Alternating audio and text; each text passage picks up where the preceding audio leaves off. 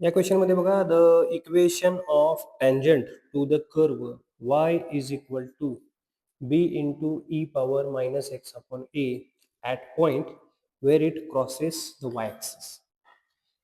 Equation of tangent find करायचं आहे. ठीक आहे. आता इक्वेशन फाइंड करायचं असेल तर आपल्याला एक तर पॉइंट माहित पाहिजे आणि त्याचा स्लोप माहित पाहिजे. ठीक आहे. आता इथं सांगताना काय सांगितलं बघा की इक्वेशन ऑफ जे टँजंट आहे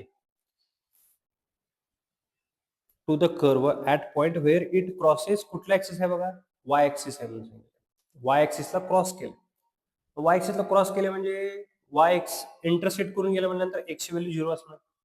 म्हणजे पहिल्यांदा आपण त्याचं टँजंटचं इक्वेशन काढायचं असेल तर dy बाय dx फाइंड करूया. याचा डेरिव्हेटिव्ह घेतला b इंटू बी कॉन्स्टंट आहे ई रेस टू एक्सचा derivative e raise to x.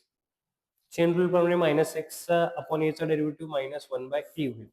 म्हणजे dy बाय dx जो मिळेल तो minus B by A e power minus x upon ए.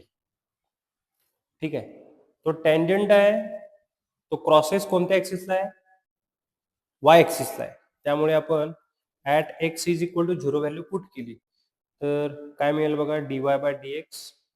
त्याच्यामध्ये सुद्धा पुट करू शकता at x is equal to 0 y is equal to B into e raise to 0 झालं. That is y is equal to B मिळालं. म्हणजे जो Y ॲक्सिसवरती point असेल तो 0 कॉमा किती असणार आहे बघा बी असणार आहे. तर स्लोप त्याचा किती मिळाला बघा at x is equal to 0 minus B by A. हा स्लोप झाला तुमचा.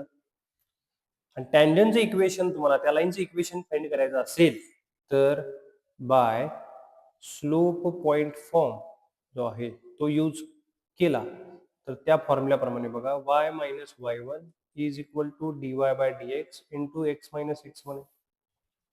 तर कोणत्या पॉईंट मधून पास झाले बघा ते 0 comma B. That is y1 B आहे dy by dx minus B by A आहे आणि x1 व्हॅल्यू 0 आहे.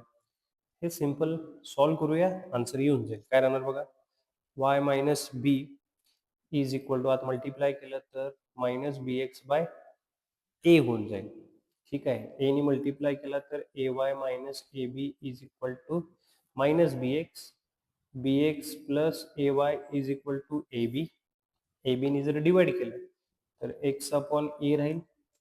इथे ए बीने डिवाइड केलं तर ए कॅन्सल होईल y by B is equal to 1 होऊन जाईल. This is the equation of tangent. Option number B is correct.